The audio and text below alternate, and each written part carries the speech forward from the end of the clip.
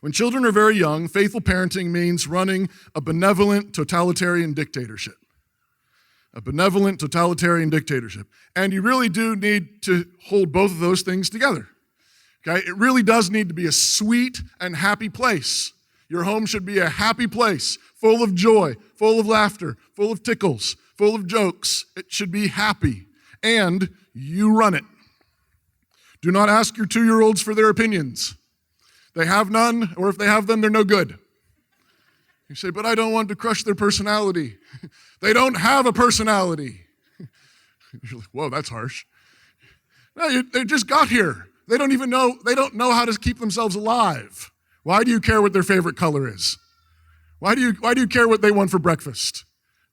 They don't know how to keep themselves alive. They don't know what it means to be human yet.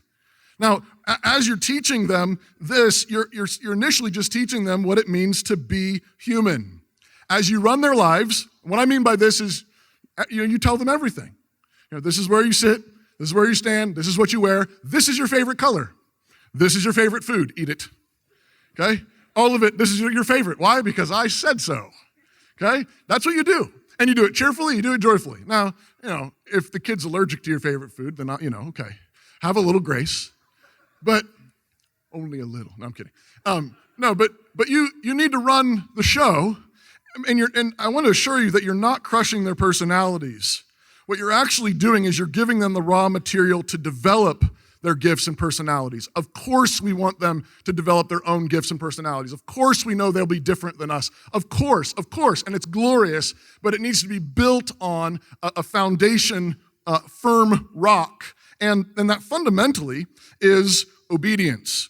During these years, the fundamental instruction that God gives to children is to obey. Ephesians 6:1. Children, obey your parents in the Lord, for this is right.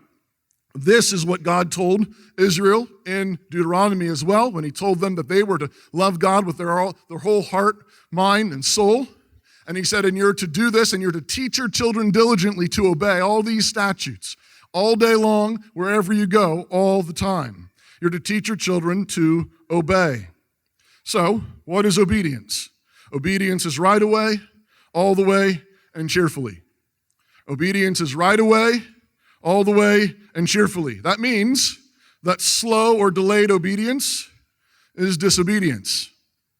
Incomplete obedience, okay, Mom, and then getting distracted, is disobedience. Fussing, stomping, eye-rolling, back-chatting, obedience is disobedience. Now, you say, well, that's pretty strict. Okay, well, the reason we have to insist on this standard for obedience is because that's what God requires of all of us. When is it okay for any of us to say, God, not yet? When is that right? Or when is it right to say to God, I think you're wrong? When is it right to say, I've got to do something else first? When is it right to do that with God, for any of us? The answer would be never, right? So what you're doing when you insist on that with your 3-year-old or your 2-year-old is you're simply teaching them the standard that God has given to all of us. This is not you on your high horse. This is actually a parent being fundamentally humble. You're under authority, Dad. You're under authority, Mom.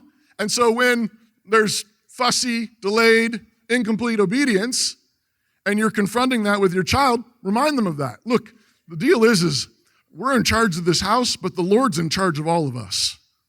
And it's his standard. And he is so good. He knows what's good for us. He sent his son for us, who died for us and rose again from the grave for us. That's why we obey him like this, son.